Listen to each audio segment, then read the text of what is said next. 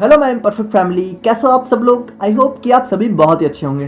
तो आज की वीडियो में हम लोग बात करेंगे हीमोस्टेसिस के बारे में। और आज की वीडियो शुरू करने से पहले ही आप लोग को बता दूं कि आज की वीडियो अभी तक की सबसे ज़्यादा इंपॉर्टेंट वीडियो होने वाली है, क्योंकि आप लोग के एचएपी के क्वेश्चन पेपर में पिछले 4 सालों में हर बार ये क्वेश्चन 10 नंबर में देखने को मिला है। ठीक है, यानी हर बार ये क्वेश्चन जो है 10 नंबर में आया हुआ है। ठीक है, पिछले 4 सालों में तो बहुत ज़्यादा प्रोबेबिलिटी है कि इस साल भी आप लोग को ये क्वेश्चन एग्जाम में देखने को मिल जाए। ठीक है, तो आप लोग समझ सकते हो कि आज का टॉपिक कितना ज़्यादा इंपॉर्टेंट है। तो आप लोग कॉपी और पेन लेके बैठ जाओ।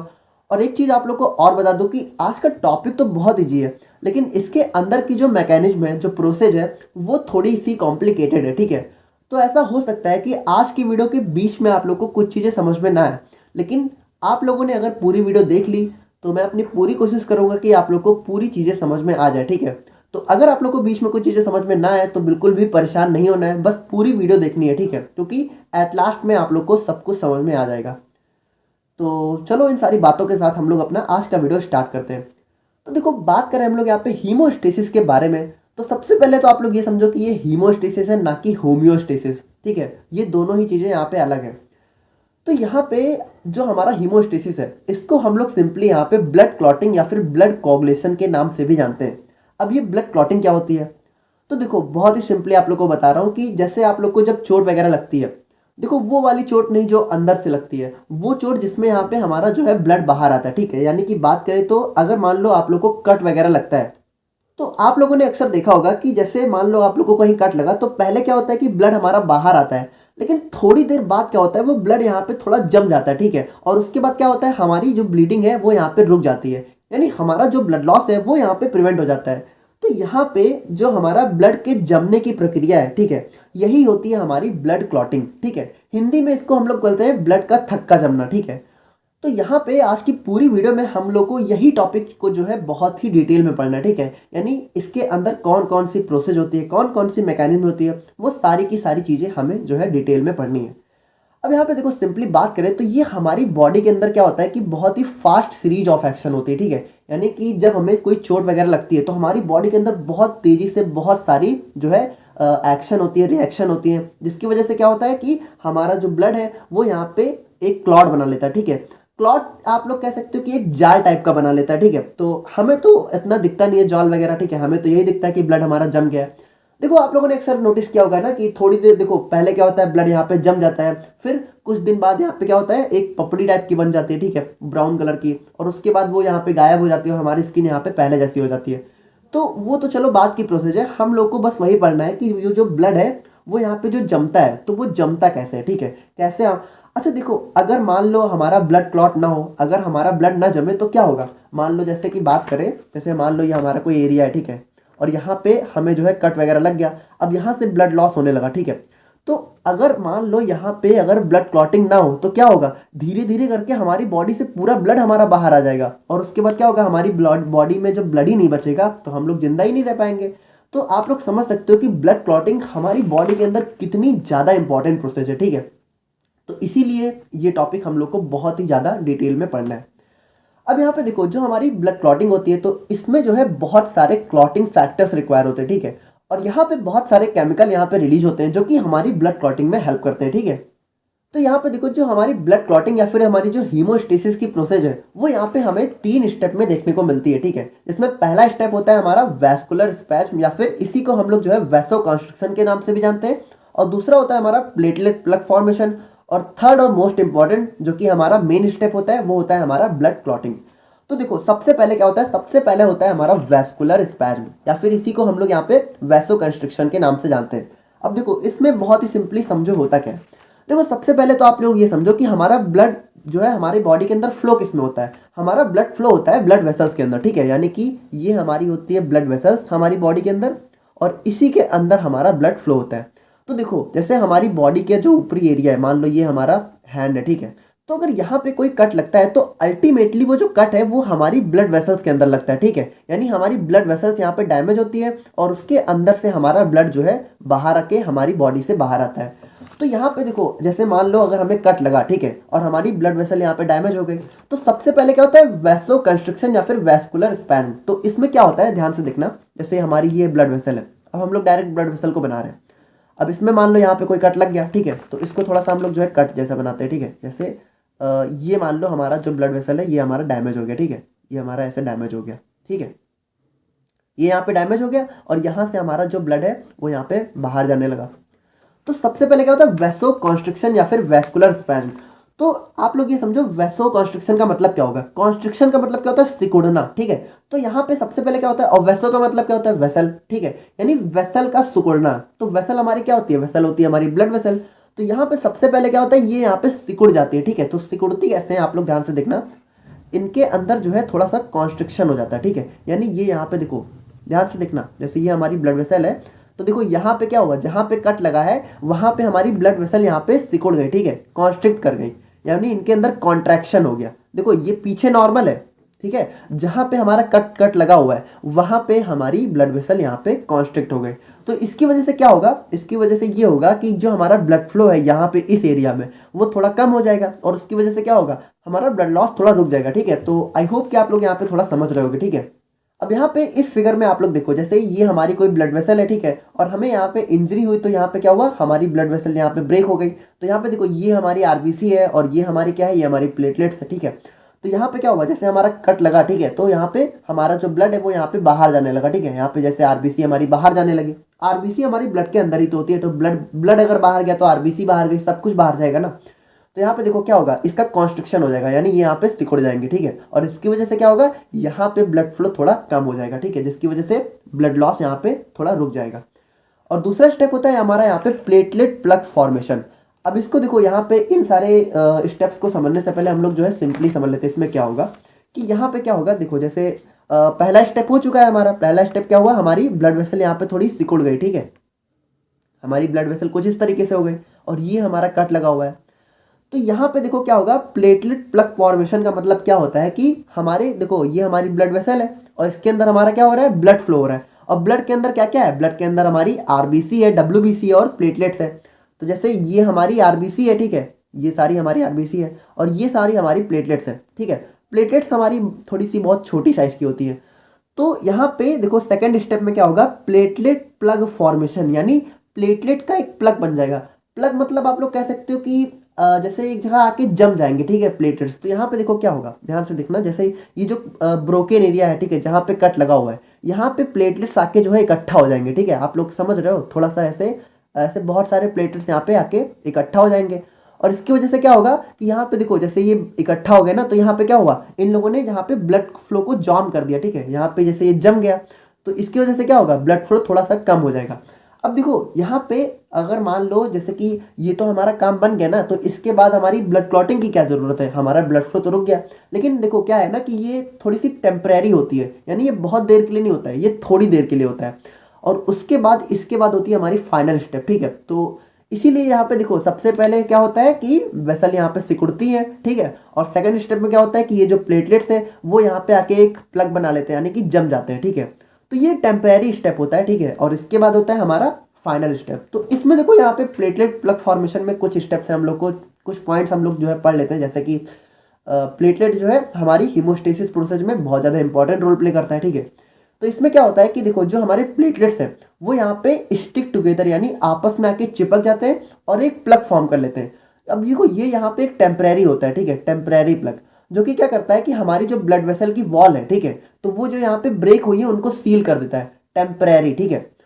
अब उसके बाद देखो यहाँ पे जो हमारी प्लेटलेट प्लग फॉर्मेशन को जो एक्टिवेशन है वो हमारा एक फैक्टर के द्वारा होता है, जो कि होता है हमारा वॉन विलेब्रेंट फैक्टर, ठीक है। तो अगर आप लोग को ये फैक्टर याद हो जाए तो बहुत अच्छी बात है, नहीं याद हो तो इतना कोई इंपॉर्टेंट भी नहीं है, ठीक है, बट याद हो जाए तो बहुत अच्छी बात है।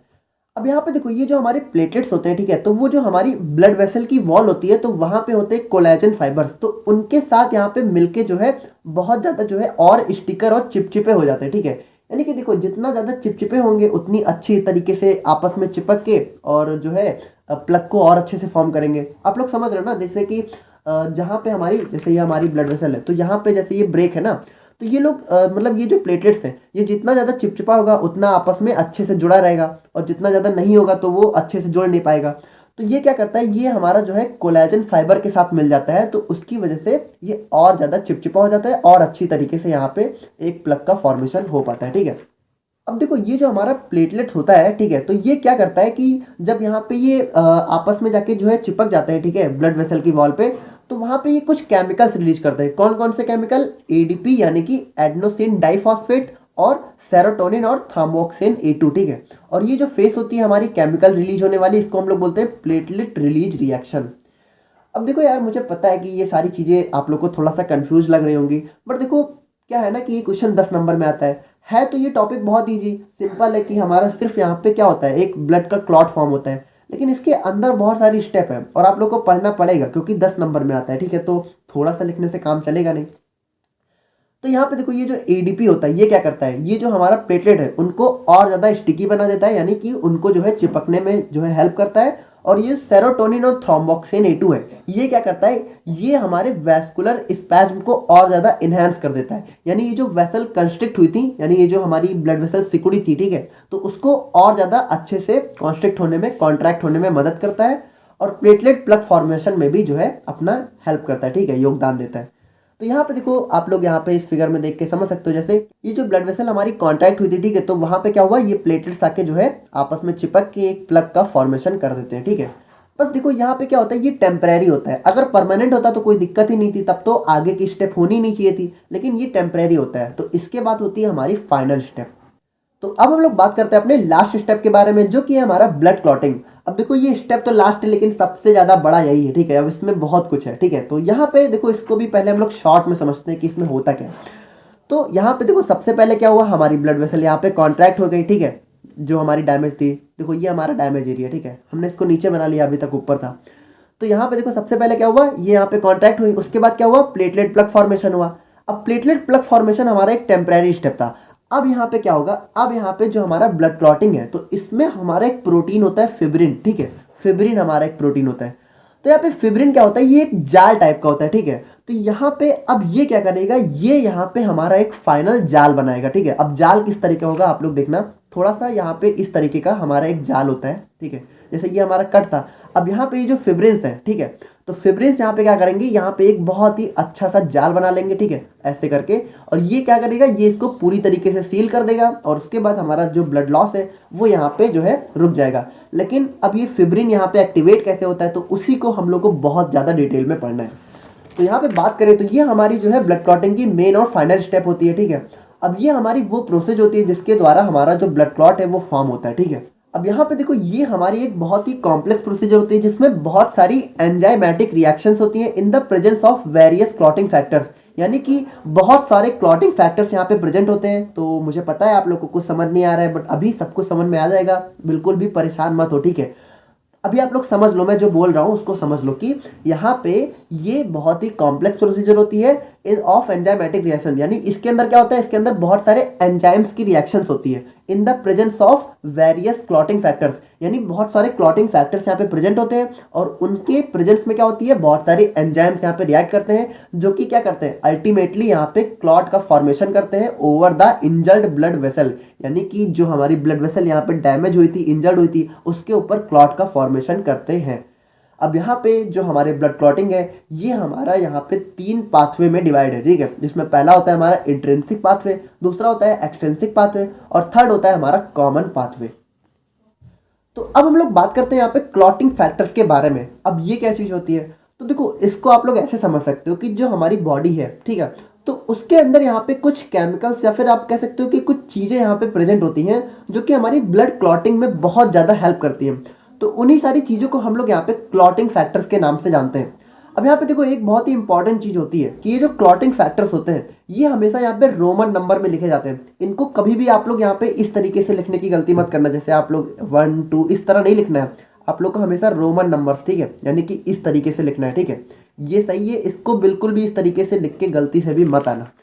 अब यहाँ पे देखो हमारी बॉडी के अंदर टोटल यहाँ पे 13 क्लॉटिंग फैक्टर्स होते हैं, जिसमें एक बहुत ही इंपॉर्टेंट चीज होती है कि जो हमारा 6th क्लॉटिंग फैक्टर है वो यहाँ पे एग्जिस्ट ही नहीं करता है, ठीक है, यानी जो छठा क्लॉटिंग फैक्टर है उसको यहाँ पे नहीं माना गया, ठीक है। और अगर 6th को हम लोग यहाँ पे हटा दे तो हमारी बॉडी के अंदर टोटल यहाँ पे 13 क्लॉटिंग फैक्टर्स होते हैं, ठीक है। तो इनको हम लोग यहाँ पे एक एक करके थोड़ा सा देख के समझने की कोशिश करते हैं। बाकी देखो यार, एक बात आप लोगों से बता दूं कि इसमें समझने लायक कुछ है ही नहीं, आप लोग को याद करना पड़ेगा, ठीक है, पूरा याद करना पड़ेगा कि किसका क्या नेम है। जैसे हमारा जो फ्लश फर्स्ट क्लॉटिंग फैक्टर होता है उसका नाम होता है फिब्रिनोजेन। अब देखो ये बहुत इंपॉर्टेंट है, अभी आप लोग को आगे देखने को मिलेगा। सेकंड होता है हमारा प्रोथ्रोम्बिन, थर्ड होता है हमारा टिश्यू फैक्टर, फोर्थ होता है हमारा कैल्शियम आयन। अब देखो कैल्शियम आयन बहुत ज़्यादा इंपॉर्टेंट है ब्लड क्लॉटिंग में, ठीक है, मतलब इसके बिना आप समझ सकते हो कि ब्लड क्लॉटिंग हो ही नहीं सकती। और फिफ्थ होता है हमारा प्रो एसिलिन या फिर लेबाइल फैक्टर, ठीक है। और उसी तरीके से अब देखो यहाँ पे फिफ्थ के बाद देखो सिक्स नहीं है, क्योंकि सिक्स हमारा नहीं एग्जिस्ट करता है, ठीक है। और सेवन्थ होता है हमारा प्रो कन्वर्टिन या फिर स्टेबल फैक्टर, ठीक है। और फिर जो एट्थ है वो होता है हमारा एंटी हीमोफिलिक फैक्टर ए। अब यहाँ पे आप लोग ध्यान से देखना, ये एक बहुत ही इंपॉर्टेंट फैक्टर होता है, क्योंकि अगर ये फैक्टर यहाँ पे बॉडी में नहीं हुआ तो हमें जो है एक बीमारी हो जाती है हीमोफीलिया। हीमोफीलिया में क्या होता है कि हमारी बॉडी के अंदर ब्लड क्लॉट होना कम हो जाता है, ठीक है, या फिर कह सकते हो होता ही नहीं है। तो मतलब कभी कभी क्या होता है कि थोड़ा कम हो जाता है, या फिर कभी कभी कह सकते हो कि होता ही नहीं है। अगर होगा ही नहीं तब तो आप समझ सकते हो कि आदमी मतलब रह ही नहीं पाएगा, मतलब जिंदा ही नहीं रह सकता है, क्योंकि अगर मान लो उसको थोड़ा सा भी कट लगा तो उसकी बॉडी से तो पूरा ब्लड ही बाहर हो जाएगा। तो ये एक बहुत ही इंपॉर्टेंट यहाँ पे एंटी हीमोफिलिक फैक्टर ए। अब देखो इस तरीके से तीन होते हैं, जैसे एट्थ वाला होता है हमारा एंटी हीमोफिलिक फैक्टर ए, फिर नाइन्थ वाला होता है हमारा एंटी हीमोफिलिक फैक्टर बी, या फिर इसी को हम लोग यहाँ पे क्रिसमस फैक्टर के नाम से भी जानते हैं, ठीक है। और टेंथ होता है हमारा स्टुअर्ट फैक्टर या फिर प्रॉवर फैक्टर, और इलेवेंथ होता है हमारा प्लाज्मा थ्रोम्बोप्लास्टिन या फिर एंटी हीमोफिलिक फैक्टर सी, ठीक है। तो यहाँ पे आप लोगों ने देखा कि हमारे एंटी हीमोफिलिक के तीन पार्ट है, ठीक है, ए बी और सी। और यहाँ पे ट्वेल्थ होता है हमारा हैगेमैन फैक्टर, और थर्टींथ होता है हमारा फिब्रिन स्टेबिलाइजिंग फैक्टर, ठीक है। तो यहाँ पे यार देखो आप लोग को ये सारी चीज़ें याद करनी पड़ेंगी, ठीक है, क्योंकि इसमें आप समझने लायक तो कुछ खास है नहीं, आप लोग को ये सारी चीज़ें याद ही करना पड़ेगा।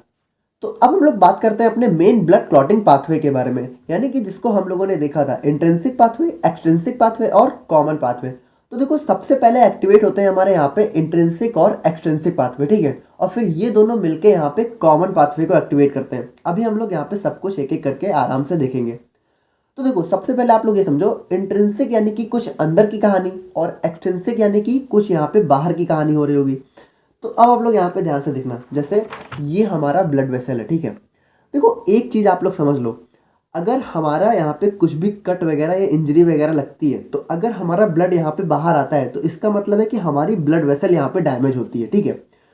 तो अब जैसे हमारी यहाँ पे ब्लड वेसल है और मान लो हमें कट लगा, तो हमारी ब्लड वेसल यहाँ पे क्या हुआ, डैमेज हो गई, ठीक है, ये हमारी डैमेज हो गई। तो अब यहाँ पे ध्यान से देखना, देखो जो इसके अंदर का है, ठीक है, ब्लड वेसल के अंदर का जो पार्ट है, ठीक है, तो यहाँ पे जो सारी चीज़ें होंगी ब्लड क्लॉटिंग के लिए, ठीक है, जैसे यहाँ पे जब यहाँ पे क्लॉट बनेगा तो यहाँ पे अंदर से जो सारी चीज़ें होंगी वो होता है हमारा इंट्रिंसिक पाथवे, ठीक है, सिंपल है। और यहाँ पे आप लोग ध्यान से देखना, अब जो भी चीज़ें यहाँ पे इस ब्लड के बाहर होंगी, ठीक है, यानी कि ये जो ब्लड वेसल का बाहर का एरिया है, तो बाहर से जो सारी चीज़ें यहाँ पे होंगी ब्लड क्लॉटिंग के लिए वो हो जाता है हमारा एक्सट्रिंसिक पाथवे, ठीक है, सिंपल है, समझ गए ना। एक्सट्रिंसिक मतलब बाहर वाला, इंट्रिंसिक मतलब अंदर वाला, ठीक है। तो देखो जो हमारा इंट्रिंसिक पाथवे है, तो जैसा कि हम लोगों ने देखा, तो ये हमारे ब्लड वेसल के अंदर की कहानी है। तो ब्लड वेसल के अंदर क्या है, हमारा ब्लड फ्लो होता है, तो ये हमारा एक्टिवेट होता है ब्लड ट्रॉमा से। अब देखो ट्रॉमा क्या होता है, ट्रॉमा आप लोग समझ सकते हो कि कोई यहाँ पे जैसे कह सकते हो कि प्रॉब्लम, टेंशन, ठीक है। तो जैसे क्या होता है कि अगर हमारी जब ब्लड वेसल डैमेज होती है तो ब्लड को टेंशन हो जाती है ना एक टाइप की, तो यहाँ पे ये एक्टिवेट होता है हमारा ब्लड ट्रॉमा से, ठीक है। और एक्सटेंसिक पाथवे एक्टिवेट होता है यहाँ पे टिश्यू ट्रॉमा से, ठीक है, यानी ब्लड वेसल के बाहर की जो टिश्यू रहती है, ठीक है, तो वहाँ पे जो सारी चीज़ें मतलब प्रॉब्लम होती है, ठीक है, टिश्यू डैमेज होता है, तो वो सारी चीज़ों की वजह से जो प्रॉब्लम होती है और जो भी चीज़ें एक्टिवेट होती हैं वो होता है हमारा टिश्यू ट्रॉमा, ठीक है, एक्सट्रिंसिक पाथवे। तो यहाँ पे आप लोग ध्यान से देखना, हमारा जो इंट्रिंसिक पाथवे है उसमें सबसे पहले क्या होता है, एक्सपोजर ऑफ कोलाजन फाइबर्स। अब कोलाजन फाइबर्स यहाँ पे देखो एक्सपोज होते हैं, कैसे एक्सपोज होते हैं ध्यान से देखना। जैसे ये हमारी ब्लड वेसल है, ठीक है। अब ब्लड वेसल के अंदर होती है हमारी जो है यहाँ पे कनेक्टिव टिश्यू की एक लेयर होती है, ठीक है। अब मैंने आप लोगों को कनेक्टिव टिश्यू में बहुत ही अच्छे से बताया था कि कनेक्टिव टिश्यू हमारा जो है कोलाजन फाइबर से मिलके बना होता है, ठीक है। और भी इसमें बहुत सारी चीज़ें होती हैं, लेकिन जो कोलाजन है वो यहाँ पे मेजर रोल होता है। तो अगर आप लोग ध्यान से देखना, जैसे हमारी जब ब्लड वेसल डैमेज होगी तो हमारा ये कोलाजन फाइबर क्या होगा, यहाँ पे ये कोलाजन फाइबर जो है हमारा बाहर आ जाएगा, एक्सपोज हो जाएगा, ठीक है। एक्सपोज मतलब होता है कि कोलाजन फाइबर यहाँ पे खुल जाएगा, ठीक है। तो जैसे ये डैमेज हुआ तो कोलाजन फाइबर्स हमारे यहाँ से थोड़ा सा बाहर की तरफ एक्टिवेट हो जाएंगे, ठीक है। तो यहाँ पे जब ये एक्सपोज होंगे तो क्या होगा, ध्यान से देखना, ये हमारे जो है फैक्टर 12 को एक्टिवेट कर देंगे। अब आप लोग इस चीज़ को यहाँ पे देखो, अभी हम लोगों ने जितने भी 13 फैक्टर देखे हैं वो सारे यहाँ पे यूज होते हैं, ठीक है। देखो कुछ यहाँ पे मतलब कुछ यहाँ पे आप लोग को डायरेक्टली नहीं दिखेंगे, बट यूज यहाँ पे सारे होते हैं, ठीक है। तो सबसे पहले यहाँ पे क्या होता है कि हमारा जो 12th फैक्टर है वो यहाँ पे एक्टिवेट होता है। अब एक चीज़ और आप लोग समझो, देखो जहाँ पे अभी हम लोग जितने भी फैक्टर देखेंगे, तो अगर फैक्टर के आगे यहाँ पे ए लग जाए तो इसका मतलब है फैक्टर यहाँ पे एक्टिवेट हो गया, ठीक है। देखो फैक्टर्स हमारी बॉडी में प्रेजेंट रहते हैं, लेकिन एक्टिवेट कब होते हैं? जब यहाँ पे ब्लड क्लॉटिंग होती है, ठीक है, हमेशा नहीं एक्टिवेट होते हैं। तो ब्लड क्लॉटिंग के टाइम पे क्या होगा, देखो जैसे ही कोलेजन फाइबर एक्सपोज होंगे तो ये जो 12th फैक्टर है ये यहाँ पे सबसे पहले एक्टिवेट होगा, और एक्टिवेट होकर किस में कन्वर्ट हो जाएगा? 12th ए में। देखो 12th जब तक ये सिंपल है तब तक ये इनएक्टिवेट है, यानी कि तब तक ये काम का नहीं है, लेकिन जैसे ये 12th ए में कन्वर्ट होगा ये एक्टिवेट हो जाएगा। अब जैसे ही ये 12th ए में कन्वर्ट होगा, अभी हम लोग ये इंट्रिंसिक पाथवे को देख रहे हैं, ठीक है। एक्सट्रिंसिक पाथवे बहुत छोटा सा है, यही वाला बेसिकली हमारा थोड़ा सा बड़ा होता है। अब जैसे ये 12th ए फैक्टर एक्टिवेट होगा, अब ये क्या करेगा, ये हमारा 11th फैक्टर को एक्टिवेट कर देगा, ठीक है। ध्यान से सुनते जाना, ठीक है, अभी बस सुनते जाओ, अभी हम लोग इसको लैंग्वेज में समझ लेंगे। देखो आप लोग थोड़ा सा समझने की कोशिश करो, ठीक है, ये टॉपिक थोड़ा सा कॉम्प्लिकेटेड है, ठीक है। तो मैं जो बता रहा हूँ उसको आप लोग बस सिंपली समझो। जैसे ही 12th फैक्टर यहाँ पे एक्टिवेट हुआ, इसने क्या किया, इसने 11th को एक्टिवेट कर दिया। अब 11th कैसे एक्टिवेट होगा, 11th यहाँ पे कन्वर्ट हो जाएगा 11th ए में, ठीक है। मैंने बताया ना आप लोगों को कि जैसे ही हमारा फैक्टर के आगे ए लग जाए इसका मतलब है एक्टिवेट। अब जैसे ये 11th एक्टिवेट हुआ, इसने क्या किया, इसने फैक्टर 9th को एक्टिवेट कर दिया। देखो फैक्टर 10 यहाँ पे गायब हो गया, क्योंकि फैक्टर 10 हमारा सबसे मेन फैक्टर होता है, ठीक है। तो वो यहाँ पे आगे चल के एक्टिवेट होगा। तो जैसे ही 11th यहाँ पे एक्टिवेट हुआ, उसने क्या किया, 9th को एक्टिवेट कर दिया, और 9th ने यहाँ पे क्या किया, 9th ने यहाँ पे अल्टीमेटली आके हमारे फैक्टर 10th को एक्टिवेट किया, ठीक है। अब देखो फैक्टर 10th को हमारा, देखो यहाँ पे जो हमारा इंट्रिंसिक पाथवे है उसने अल्टीमेटली क्या किया, देखो सबसे पहले क्या हुआ, कोलेजन फाइबर एक्सपोज हुआ, इसने क्या किया, 12th फैक्टर को एक्टिवेट किया, फिर 12th ने क्या किया, 11th को, और 11th ने क्या किया, 9th को, और 9th ने क्या किया, 10th को, ठीक है। तो यहाँ पे इंट्रिंसिक पाथवे ने अल्टीमेटली हमारे 10th फैक्टर को एक्टिवेट किया, ठीक है। अब यहाँ पे हम लोग बात करते हैं जो हमारा एक्सट्रिंसिक पाथवे है, ठीक है। तो एक्सट्रिंसिक पाथवे हमारा क्या होता है, टिश्यू ट्रॉमा से एक्टिवेट होता है, ठीक है। और टिश्यू ट्रॉमा में सबसे पहले क्या होता है, जो हमारा टिश्यू फैक्टर जो हमारा थ्रोम्बोप्लास्टिन होता है, ये होता है हमारा फैक्टर 3, ठीक है। तो ये क्या करता है, ये एक्टिवेट करता है हमारे फैक्टर नंबर 7 को, ठीक है। और 7 फैक्टर यहाँ पे कैसे एक्टिवेट होता है, 7th ए में कन्वर्ट होके, और जैसे ही ये 7th ए में कन्वर्ट होता है, अब ये हमारा ये भी आके हमारे फैक्टर 10th को ही एक्टिवेट करता है। और यही हमारी सबसे इंपॉर्टेंट चीज़ है, आप लोग इस चीज़ को बहुत ही अच्छे से समझो कि ये जो हमारा इंट्रिंसिक और एक्सट्रिंसिक पाथवे है, ये दोनों आपस में आके जो है अल्टीमेटली क्या करते हैं, हमारे 10th फैक्टर को एक्टिवेट करते हैं। यानी ये दोनों का काम होता है हमारे 10th फैक्टर को एक्टिवेट करना, ठीक है। तो अब यहाँ पे देखो, यहाँ पे क्या हुआ, ये दोनों आके मिल गए, ठीक है। यानी यहाँ पे देखो, ये भी यहाँ पे आके मिल गया, ये भी यहाँ पे आके मिल गया, यानी कि इन दोनों ने अब क्या किया, एक कॉमन पाथवे को फॉलो किया, और यहाँ से शुरू होता है हमारा कॉमन पाथवे, जो कि हमारा थर्ड पाथवे था, ठीक है।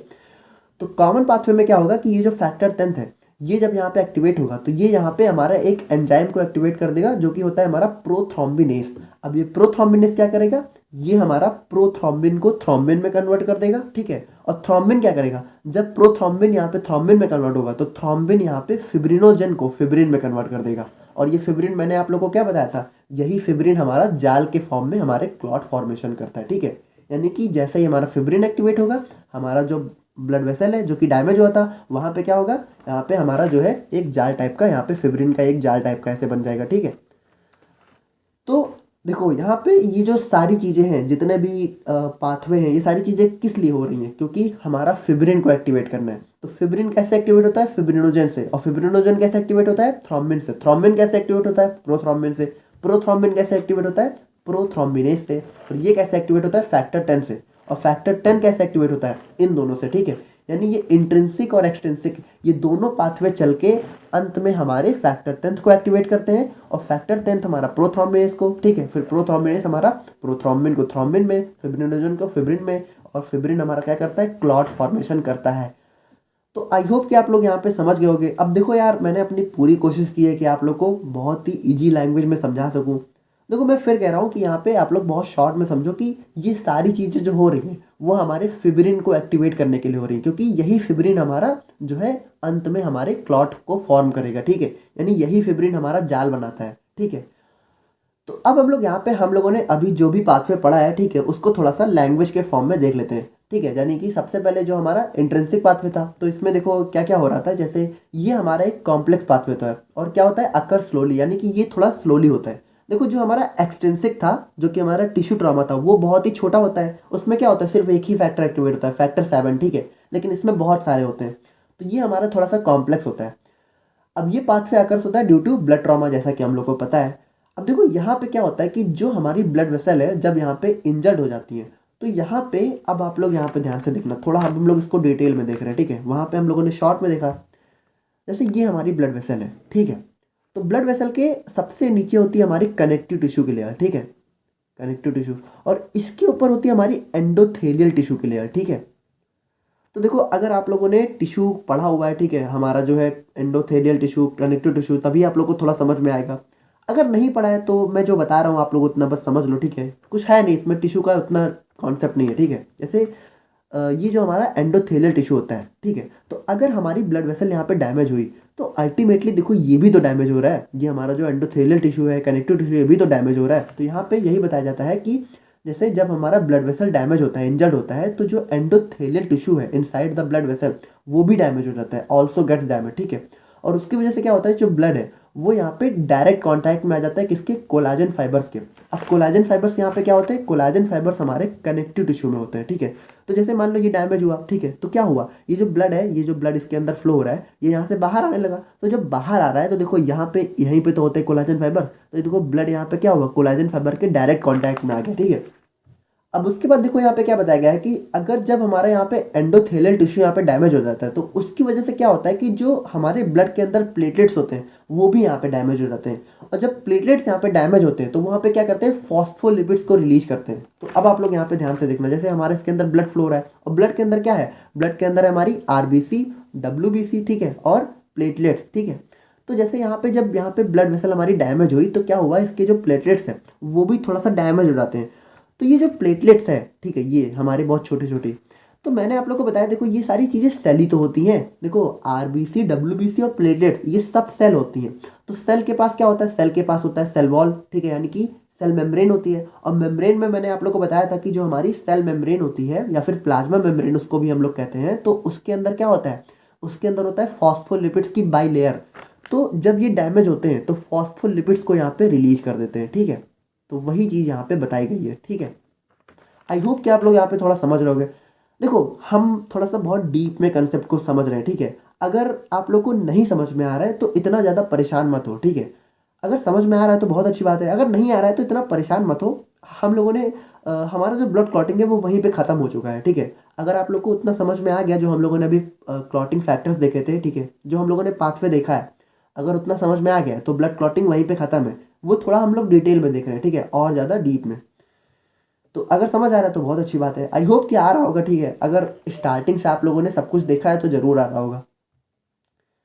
अब देखो यहाँ पे क्या बताया गया है कि ये जितनी भी ये सारे इवेंट्स होते हैं, यानी कि ये जो हमारे कोलाजन फाइबर्स का रिलीज होना, ठीक है, और उसके बाद यहाँ पे प्लेटलेट्स का यहाँ पे जो है फॉस्फोलिपिड्स का रिलीज करना, ये सारे जो इवेंट्स होते हैं, ये क्या करते हैं, ये हमारे फैक्टर 12 को एक्टिवेट कर देते हैं। और हम लोगों ने क्या देखा था, सबसे पहले हमारा कौन सा फैक्टर एक्टिवेट होता है, 12, ठीक है। तो सबसे पहले फैक्टर 12 एक्टिवेट होता है, फिर वो क्या करता है, 11 को एक्टिवेट करता है, 11 नाइन्थ को, नाइन्थ यहाँ पे 10th को, ठीक है, जो कि अल्टीमेटली क्या करता है, फैक्टर 10th को एक्टिवेट करता है in the presence of calcium ions. अब ये चीज़ यहाँ पे बहुत इंपॉर्टेंट है, कैल्शियम आयंस यहाँ पे सबसे ज़्यादा ज़रूरी चीज़ होती है, ठीक है, कैल्शियम आयंस बहुत ज़्यादा ज़रूरी है। और एक बार जब यहाँ पे फैक्टर 10th यहाँ पे एक्टिवेट हो जाता है, तो ये यहाँ पे फैक्टर 5 के साथ कंबाइन करके हमारे एंजाइम जो है प्रोथ्रोम्बिनेस को एक्टिवेट करता है, ठीक है। तो हम लोगों ने देखा था कि जो हमारा फैक्टर 10 था, वो जब यहाँ पे एक्टिवेट होता है, तो वो क्या करता है, प्रोथ्रोम्बिनेस को एक्टिवेट करता है। अच्छा देखो एक चीज़ मैंने आप लोग को नहीं बताई, वो बहुत इंपॉर्टेंट है, कि ये जो फैक्टर 10th है, ठीक है, ये यहाँ पे फैक्टर 5 के साथ कंबाइन करता है, तब जाके प्रोथ्रोम्बिनेस को एक्टिवेट करता है, ठीक है। तो यहाँ पे जो हमारा फैक्टर 10 है, जब वो यहाँ पे एक्टिवेट होता है, तो उसके साथ यहाँ पे फैक्टर 5 भी यहाँ पे एक्टिवेट होता है, ठीक है। तो वो दोनों मिलके यहाँ पे प्रोथ्रोम्बिनेस को एक्टिवेट करते हैं। और बात करें हम लोग यहाँ पे एक्सट्रिंसिक पाथवे के बारे में, तो ये हमारा एक बहुत ही सिंपल पाथवे होता है और बहुत तेजी से होता है। तो इसके अंदर क्या होता है, ये हमारा जो है टिश्यू ट्रॉमा की वजह से होता है। और इसमें क्या होता है कि जो हमारा टिश्यू फैक्टर, यानी कि जो हमारा थ्रोम्बोप्लास्टिन होता है, ये हमारा फैक्टर 3 होता है। देखो ये फैक्टर्स क्या है, फैक्टर्स हैं हमारे जो ब्लड क्लॉटिंग में हेल्प कर रहे हैं, जो मैंने अभी आप लोग को 1 से लेके 13 तक फैक्टर पढ़ाए थे, वही सारी चीज़ें हैं, ठीक है। तो यहाँ पे ये जो हमारा टिश्यू फैक्टर होता है ये क्या करता है, ये हमारे फैक्टर 7 को एक्टिवेट करता है, और फैक्टर 7 क्या करता है, अल्टीमेटली हमारे फैक्टर 10 को एक्टिवेट करता है, और फैक्टर 10 क्या करता है, ये हमारे फैक्टर 5 के साथ कंबाइन होकर हमारे प्रोथ्रोम्बिनेज को एक्टिवेट करता है। देखो दोनों चीज़ें वही है, लास्ट स्टेप देखो दोनों में सेम है, यहाँ पे और यहाँ पे दोनों में एकदम सेम है, ठीक है। अंत में क्या होगा, अंत में हमारा फैक्टर 10 ही एक्टिवेट होगा दोनों पाथवे से, ठीक है, और ये दोनों क्या करेंगे, प्रोथ्रोम्बिनेज को एक्टिवेट करेंगे। और एट लास्ट में हमारा क्या होगा, एट लास्ट में हमारा कॉमन पाथवे फॉलो होगा। इसमें क्या होगा, इन कॉमन पाथवे जो हमारा प्रोथ्रोम्बिनेज है वो हमारा प्रोथ्रोम्बिन को थ्रोम्बिन में कन्वर्ट करेगा, और फाइनल स्टेज में क्या होगा, थ्रोम्बिन जो है हमारा फिब्रिनोजन को फिब्रिन में कन्वर्ट करेगा, और फिब्रिन क्या करेगा, फिब्रिन हमारा कैल्शियम की प्रेजेंट में क्या करेगा, क्लॉट फॉर्म करेगा over the damage blood vessel, यानी कि हमारी जो ब्लड वेसल यहाँ पे डैमेज हुई थी, ठीक है, तो यहाँ पे जो हमारा फिब्रिन है वो यहाँ पे जाल फॉर्म कर देगा, ठीक है, और हमारा जो ब्लड लॉस है वो यहाँ पे प्रिवेंट हो जाएगा। तो ये थी हमारी यहाँ पे पूरी ब्लड क्लॉटिंग की कहानी, और आई होप कि मैंने आप लोग को अच्छे से समझाया होगा और आप लोग को समझ में आया होगा। और अगर आप लोगों को समझ में आया है, अगर आप लोगों ने लेक्चर यहाँ तक देखा है, तो प्लीज़ आप लोग कमेंट करके ज़रूर बताना कि आप लोग को समझ में आया या नहीं आया। और बाकी नोट्स आप लोग को 2 से 3 दिन में देखने को मिल जाएंगी, और मिलते हैं नेक्स्ट वीडियो में। Thank you so much.